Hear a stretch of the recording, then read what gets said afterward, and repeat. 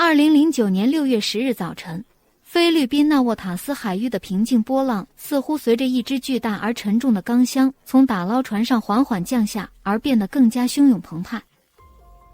这个沉重的集装箱静静地躺在离岸数英里的深海底部，仿佛是埋藏在深海黑暗中的一个秘密。当外层钢壳被缓缓打开时，露出了一个被厚厚混凝土包裹的旧铁桶。随着锤子缓缓击破坚硬的混凝土层，气氛变得紧张起来。然后在诡异的寂静中，一个人形逐渐显现，竟是一具无法辨认的女性尸体。即使是经验丰富的调查员，也对眼前的场景感到恐惧。受害者的手脚被残忍地绑住，她的脖子上紧紧缠绕着绳索，脸上覆盖着厚厚的胶带。她的身体布满了可怕的伤口，这些伤口讲述着她痛苦的最后时刻。经过仔细而细致的检查，法医专家最终确定死因是窒息，确实因窒息而死。身份调查开始于 DNA 匹配、牙科记录比较，以及对受害者所穿衣物的详细分析和检查。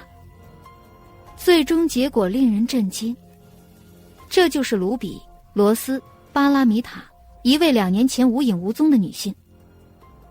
然而，这起案件特别引人注目的是受害者的特殊身份。露比并不是一个普通的女人，她曾是吉门内斯家族的前儿媳，这个家族是菲律宾渔业界最强大的家族之一，曾经是这个富裕王朝的一员，怎么会以如此悲惨的方式结束生命？难道隐藏在他们奢华大厦高耸墙后面的黑暗秘密，竟然导致了这可怕的死亡？要理解这场悲剧的根源，我们需要了解露比·罗斯·巴拉米塔，一个在虽然不富裕但充满爱的家庭中出生和成长的女孩。罗谢尔·巴拉内托是她的姐姐，既是选美皇后，也是受欢迎的演员。尽管社会地位不同，两姐妹之间的纽带却异常紧密。她们在任何情况下都是彼此的情感支持。虽然没有出生在上层社会，露比却幸运地在一个温暖和谐的环境中成长。这个简单的背景培养了她性格中的珍贵品质，善良和坚强的意志。也许正是这些美德成为了露比克服生活挑战的武器，但也可能是她无法逃脱命运安排的悲惨命运的原因。然后命运安排露比与一个人相遇，这将彻底改变她的生活轨迹。进入她生活的男人正是曼努埃尔·吉门内斯3世，菲律宾渔业界最强大家族的第3代继承人。曼努埃尔出生于一个富裕的家庭，他的父亲不仅具备出色的商业才能，还建立了一个令人印象深刻的多行业商业帝国。从繁荣的渔业公司到广阔的农业农场，再到遍布整个地区的加油站网络，埃尔南德斯家族的名字不仅被知晓，还在当地商业圈中受到尊重。家族的影响力因曼努埃尔的叔叔而倍增，他是渔业行业的资深战略家。在他的明智管理下，家族公司不仅发展迅速，而且在区域海鲜市场中成为不可否认的力量。曼努埃尔本人英俊潇洒，气质非凡，轻易地捕获了露比的心。从他们第一次见面开始，他就像童话中的王子，拥有年轻女性所渴望的一切：美貌、财富和社会地位。他们的浪漫迅速而强烈的爆发。在这段热恋期间，曼努埃尔展现出完美情人的形象。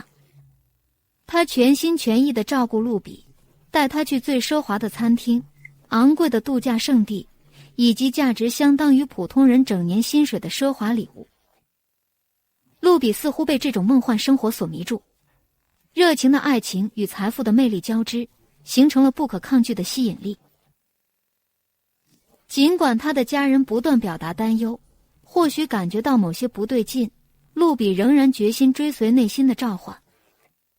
他相信爱情能够克服一切障碍，并决定与曼努埃尔步入婚姻殿堂。在外人眼中，露比就像现代的灰姑娘，找到了她的王子。找到如此富有的丈夫，真让人羡慕和钦佩。婚后，卢比搬进了西门尼斯家族的豪华大宅。他以为这将是幸福生活的开始，但没想到，这却是噩梦的序幕。起初，她努力融入这个富裕的家庭，把公婆当成自己的父母，深切关心丈夫。但随着时间的推移，性格差异和家庭背景的巨大差距逐渐显露，曼威尔的真实面目慢慢显露出来。她在家庭中变得非常专横，随时可能因微不足道的理由而爆发愤怒。在一个晚上与朋友见面后，随意的一句错话，甚至一个错误的眼神，都可能引发曼威尔的怒火。这导致了他们之间激烈的争吵，让卢比感到非常委屈和伤心。根据卢比家人的透露，曼威尔不仅仅停留在语言虐待上，他还有严重的暴力倾向，常常对妻子施加家庭暴力。生活中有时即使是最小的细节也能成为引发风暴的火花。有一次，仅仅因为一对耳环，曼威尔就把卢比的头撞向了橱柜，直到年轻女子已经没有力气反抗。在那可怕的时刻，孩子的惊恐尖叫声突然响起，他的大女儿目睹了一切。这不是第一次，当然也不会是最后一次。暴力已成为这个家庭日常生活的一部分，就像随时可能降临的暴风雨。卢比生活在持续的恐惧中，害怕一个错误的动作，一个不当的词语，甚至是一个不合时宜的眼神。他的身体满是伤痕，但他的灵魂遭受的折磨更为严重。但身体上的暴力只是卢比必须忍受的地狱的一部分，其余的则是他在自己家中遭受的可怕精神孤立。他就像一个陌生人，被迫与那些总是用敌意的目光看着他的人生活在一起。她的婆婆出身于一个有着严格行为规范的上层家庭，时刻提醒卢比他卑微而普通的出身。卢比的每一句话都被以轻蔑的目光评判，那些尖刻的话语如同针刺般每日刺入卢比的自尊心。他的公公以不同的方式可怕，他看待卢比的方式不是作为一个有情感的人，而是作为一个生育工具，延续家族血脉的手段。卢比只有在能够为家族生儿子时才有价值。在奢华的墙壁和璀璨的吊灯下，卢比感到越来越大的压力和孤独。让露比更加心碎的是发现丈夫与另一名女性的婚外情。在质问他时，他不仅没有得到任何解释，反而遭遇了他严厉的回击。从那一刻起，两人的关系正式崩溃。露比为之付出如此多的婚姻，现在只剩下冷漠和敌意。感情破裂后，夫妻之间的冲突愈演愈烈。他们迅速进入离婚程序，但这一过程远非顺利。双方在资产分割上陷入激烈争执，利用家庭的权力和丰富的财力。曼威尔占据绝对优势，露比只得到很小一部分。对他来说，这不可接受。他觉得自己倾尽全力去养活这个家庭，结果却是空手而归。但如果资产分割只是让露比心碎，监护权之争则让他走到了绝境。这不再是曾经相爱之人之间的争斗，这是母亲与整个强大王朝之间的生死之战。两个女儿，一个7岁，另一个只有3个月，仍然需要母乳，这就是露比生活中仅剩的全部。她的孩子不仅是她的孩子，也是她在经历了一切后能继续活下去的唯一理由。露比非常清楚自己的权利。菲律宾法律对儿童监护权有明确规定，7岁以下的儿童，尤其是仍在母乳喂养的婴儿，除非有特别严重的理由，不应与母亲分离。怀着那脆弱的希望，露比带着满心的泪水和绝望的请求向法院提出申请。他只请求有权抚养他的2个女儿，或者至少是仍需要母乳的幼女。但在这场激烈斗争的另一边是曼威尔，他不仅想赢得胜利，还希望让露比彻底失败。对他来说，这不是一场监护权争夺战，而是对控制权的最终争夺。他想让露比知道，他无法拥有任何他不允许的东西。我有一切抚养孩子所需的条件，曼威尔冷冷地对他的律师说。我有钱，有地位，可以给他们最好的学校，最好的机会。他有什么？胡梅内斯家族也像一堵不可穿透的钢墙一样支持曼威尔。在他们眼中，这2个孩子不是需要爱的孙女，而是有价值的家庭资产。未来的继承人必须按照他们的方式教育，远离路比低劣家庭的影响。因此，曼努埃尔也向法庭申请了对2个女儿的监护权。在法庭上，双方展开了激烈的对抗。路比的律师指出，曼努埃尔在婚姻期间有过外遇，脾气也很暴躁。在他们的婚姻中，他不仅公开出轨，还经常虐待妻子。一个连对妻子发脾气都控制不住的男人，怎么能好好抚养2个小女儿？曼努埃尔称路比的指控是为争夺监护权而编造的谎言。我质疑他的真实动机，他并不真正关心孩子们的幸福，他只是把他们当作工具，继续依附于我们的家庭，继续从我们的资产中获利。路比感觉心被人紧紧挤压，他曾深爱的男人为了他牺牲了青春，如今却在公开将他描绘成一个贪婪的人，一个只为金钱而动的假母亲。在那一刻，路比意识到，他不仅是在与曼努埃尔斗争，而是在与整个系统斗争。金钱可以买到真相，权力可以将是非颠倒。路比与前夫之间的法律斗争持续着，紧张得像小提琴弦。双方都不肯让步，每次庭审都变成了激烈的战斗。法庭上的气氛总是沉重而窒息，他们的争斗只会让彼此之间的鸿沟越来越大，仇恨逐渐变成了执念。在这场不平等的战斗中， Ruby 感到孤独和绝望。人道主义家庭的力量太过强大，他们毫不犹豫地利用所有影响力，甚至使用阴险手段来操控审判结果。Ruby 只是一个普通女人，却不得不面对整个帝国。就像一只小蚂蚁试图抵抗一头巨象，她的努力常常只带来无助。每一天过去，她都沉浸在担忧和绝望中，不知道如何重新获得做母亲的权利，和孩子们在一起的权利。在 Menlo 那边，家族的强大支持，他似乎牢牢掌握着胜利。他对 Ruby 的态度越来越冷酷和严厉，不仅在法庭上，外面也是如此。他毫不犹豫地用尖刻的话攻击他。他的家族如同权力的幽灵，持续不断地施加压力，让 Ruby 感到无路可退，深陷绝境。最终，法庭的判决被宣布，2个女儿的监护权归曼努埃尔。对路比来说，这是一记毁灭性的打击，犹如闪电击中。他当场泪如雨下，心中充满了不公和痛苦。他比任何人都清楚，像曼努埃尔这样暴力的男人会对孩子造成深重的伤害。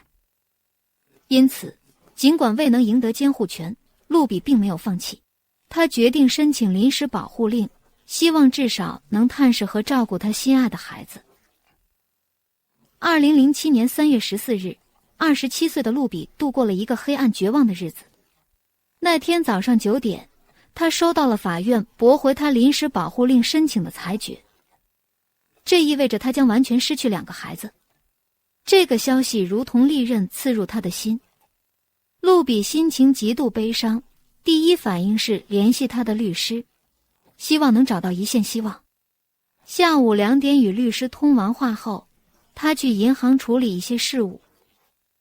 此时，他脑海中只有一个念头：去见他的女儿们。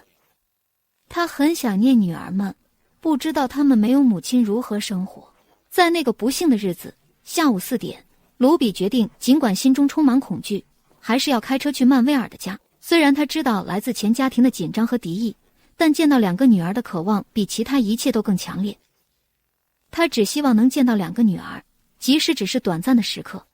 但这次看似简单的旅行却成为了卢比的最后旅程。他像以前一样到达曼努埃尔的家，但这次他将再也无法回家。当夜幕降临，卢比仍未回家，曾经响个不停的电话现在只有可怕的寂静。罗希尔是第一个注意到异常的人，当他接到卢比朋友的电话询问他姐姐的下落时，这让罗希尔非常担心。他非常了解卢比的性格，他的姐姐总是带着3部手机，从不漏接电话。罗希尔试图联系他，但只有冷冰冰的自动语音。当瑞秋到处打电话寻找卢比时，担忧加剧。他联系了所有他姐姐的朋友和熟人，但没有人知道卢比在哪里。每个人都说他们那天没有见过他。瑞秋非常了解他姐姐的性格，卢比绝不会在事先不告诉任何人情况下消失。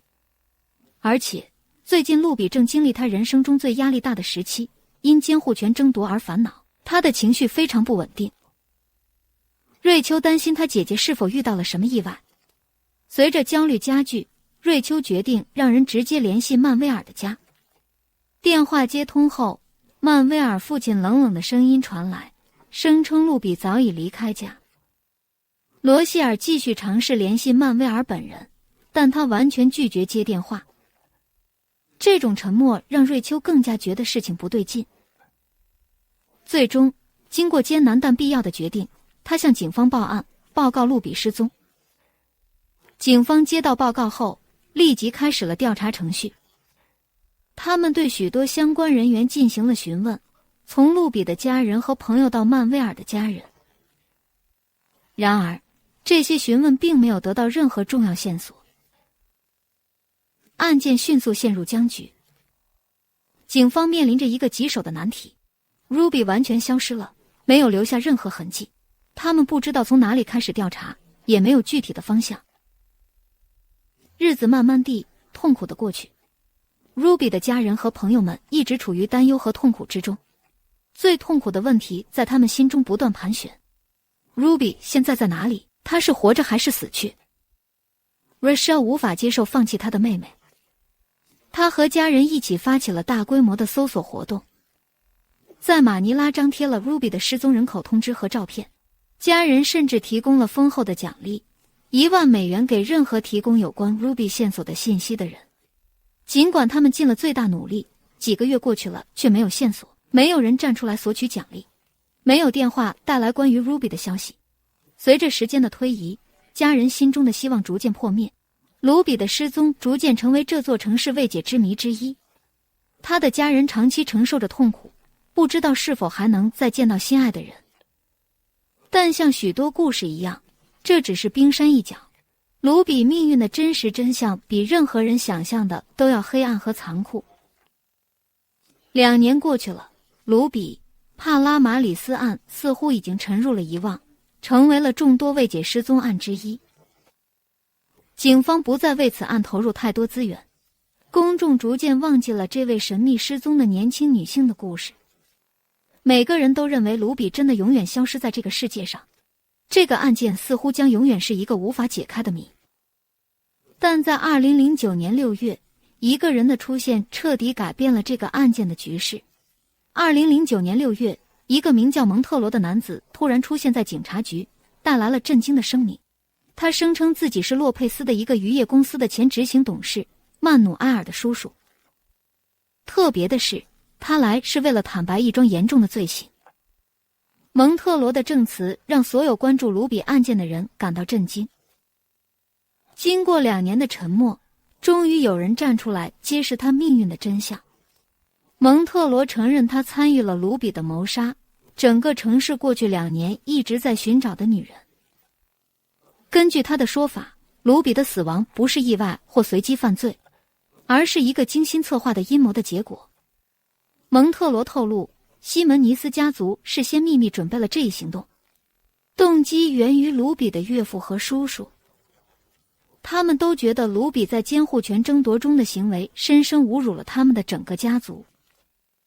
对他们来说，卢比竟敢在法庭上挑战埃尔南德斯家族，实在是太过分了。一个出身卑微的女人敢于在公众面前争取监护权，让他们感到家族声誉受到了严重损害。为了彻底解决这个问题，他们决定杀掉卢比。根据蒙特罗的证词，卢比失踪的那天看起来和往常一样正常。卢比来到前夫的家，只是想见他的2个女儿。他完全不知道自己走进了一个提前准备好的致命陷阱。一进屋，事先安排好的人就控制了他。他们没有给他见孩子的机会，甚至没有让他明白发生了什么。卢比随后被带到一个秘密地点，在那里被谋杀。在卢比去世后，犯罪者制定了详细的计划来隐藏证据。他们把路比的尸体放进一个旧铁桶里，然后倒入混凝土以固定它。但他们并没有就此止步，为了确保绝对的保密，他们将铁桶放入一个更大的钢箱中，再次用混凝土完全填满。装有路比尸体的钢箱被运送到诺维塔斯附近的水域，并被扔到了海底。他们希望大海能永远掩盖他们的罪行。蒙特罗称，曼努埃尔的父亲和叔叔指挥了整个计划，最终目标是消灭路比，以便曼努埃尔完全控制2个女儿的监护权。为了确保不受路比方面的阻碍，并且确保所有参与者保持沉默，曼努埃尔的父亲特意给每个人支付了$1000的酬金，作为报酬和封口费。他们被要求保密，不得向任何人透露发生的事情。蒙特罗证词中最重要的部分是，他不仅承认参与了案件，还准确指出了他们抛弃路比尸体的地点。这一信息使警方能够有针对性地进行搜索。根据蒙特罗的指示，警方迅速在诺瓦托斯附近的水域展开搜索行动。经过一段时间的搜索，他们发现并打捞出了蒙特罗所描述的钢箱。当钢铁箱被打开时，里面的场景震惊了在场的每一个人。尸体的状态显示了路比在死前所经历的痛苦，隐藏尸体的方法也体现了施害者的残忍。发现路比尸体的消息对他的家人来说是个重大打击。2年来，他们仍然希望路比可能还活着。面对他已经死去这么久的事实，以及在如此悲惨的情况下去世，给路比的家人带来了巨大的痛苦。瑞秋无法接受他姐姐的死，他决心尽一切可能为路比寻求正义，不让他姐姐的杀手逃脱惩罚。另一个令人心碎的细节是，尽管路比的家人非常希望2个小女儿能参加母亲的葬礼，但这并没有发生。吉门内斯家族不允许2个女孩参加路比的最后仪式。此时，路比的长女已经9岁。当被问及时，小女孩只说她对现在的生活感到满意，想专注于学习。路比的父亲分析了可能驱使赫米奈斯家族想要杀死路比的动机。他认为他的女儿很可能知道他前夫家族的非法活动。在一起生活的期间，路比一直是一个听话且顺从的儿媳。然而，当情况因曼努埃尔的虐待而变得糟糕，并且为了争夺监护权而斗争时，卢比可能被迫利用他所知道的敏感信息来保护自己。值得注意的是，在卢比去世不久后，亨南德斯家族因涉嫌走私石油和逃税而受到当局调查。这可能证实了卢比父亲的猜测，即他的女儿掌握了可能危及这个家庭的秘密。随着尸体的发现和蒙特罗的详细证词，案件进入正式的刑事调查阶段。警方不再像以前那样盲目摸索，而是根据蒙特罗详细提供的信息，有了明确的调查方向。警方确定了一份与卢比谋杀案相关的人员名单。在2009年8月15日，检察官办公室正式对该案的7名嫌疑人提出指控。被告名单中包括在案件中扮演不同角色的人。曼努埃尔作为受害者的前夫，他的父亲和叔叔被指控为主谋。此外，还有被指控直接参与犯罪的司机和保安等多名员工。起诉书只是复杂而漫长的法律斗争的第一步。尽管证据似乎很明确，但如此严重案件的审判过程从来都不简单。在审判中，检方提出了一系列证据以证明指控。其中，蒙特罗的详细证词被认为是最重要的证据，描述了从绑架卢比到将他的尸体抛入海中的每一个步骤。此外，现场照片和调查报告等物证也被提出以作支持。路比被谋杀及其尸体隐藏的细节在法庭上引起反响。检方确认，凭借这些证据，被告的罪行已被明确证明。然而，被告及其律师并不接受这些指控，他们准备了一项积极的辩护策略，以否认所有指控。曼努埃尔的父亲声明，他和他的兄弟洛佩斯关系不睦，甚至有些疏远，因此不可能共同策划这样一起谋杀案。他还确认自己根本不认识蒙特罗，并且与此人所作证言毫无关系。洛佩斯被认为是主要嫌疑人之一，做出了果断反应。他完全否认所有指控，并宣称这是一个陷害他的阴谋。然而，洛佩斯选择逃跑，而不是留下来证明自己的清白。洛佩斯的失踪给案件带来了额外的复杂性。警方展开了广泛的搜索行动，但至今未找到他的任何踪迹。这一逃跑行为不仅给审判过程带来了困难，也让更多人更加相信他的罪行。蒙特罗的证词被认为是此案中最重要的证据。他提供的信息帮助警方找到路比的尸体并识别出嫌疑人，因此蒙特罗的可信度是案件成功的决定性因素。然而，在2013年2月，发生了一件意外事件，彻底颠覆了整个案件。蒙特罗向法庭提交了一份手写声明，表示他要撤回之前的所有证词。在这份声明中，蒙特罗确认他之前所做的证词都是不真实的。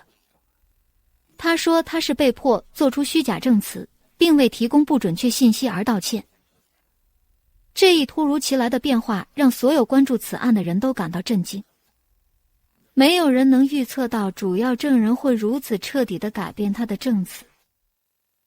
案件原本似乎朝着正确的方向发展，却突然陷入了完全的不确定性。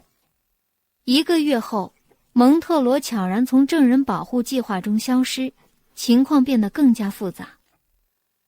值得注意的是，监控录像显示他正常离开，没有任何被胁迫或遇到困难的迹象。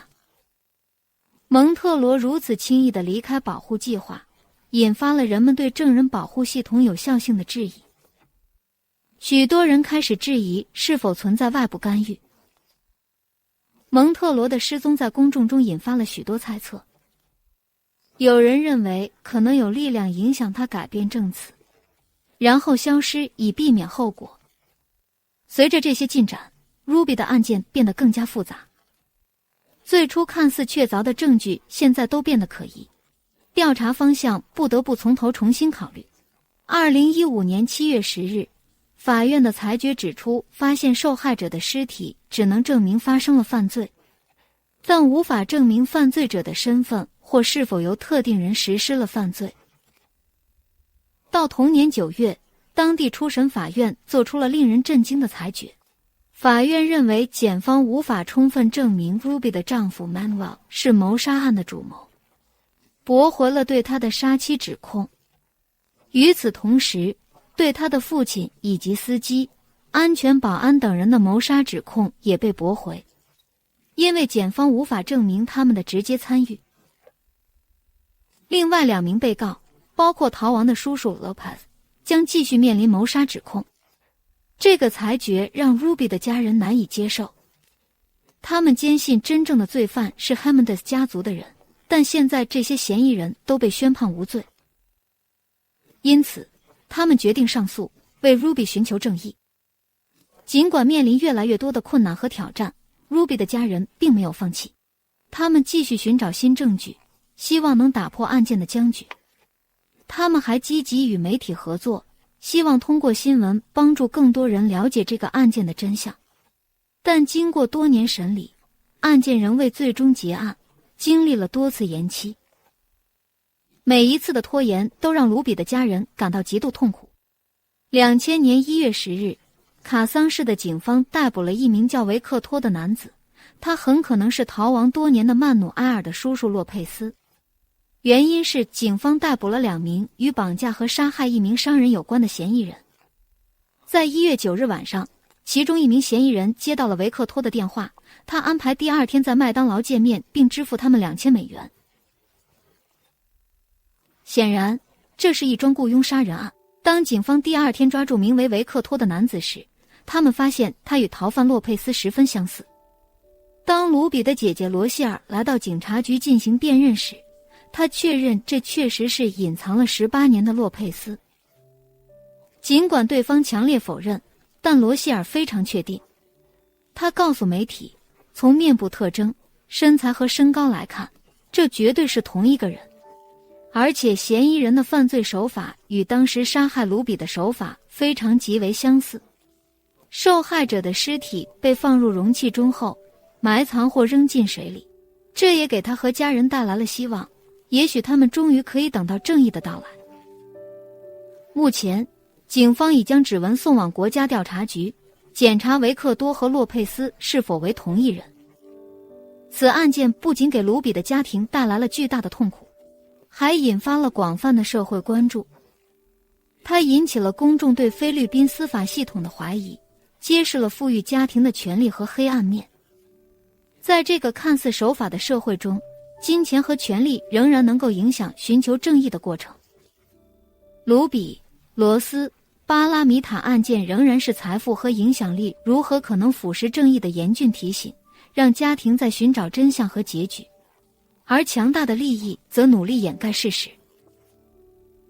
尽管时间已经过去，卢比的家庭仍在为正义而斗争，希望有一天真相能够浮出水面，那些负责的人将为这起可怕的罪行承担责任。你对这个案件有什么看法？请在评论区分享。感谢观看，我们下个视频再见。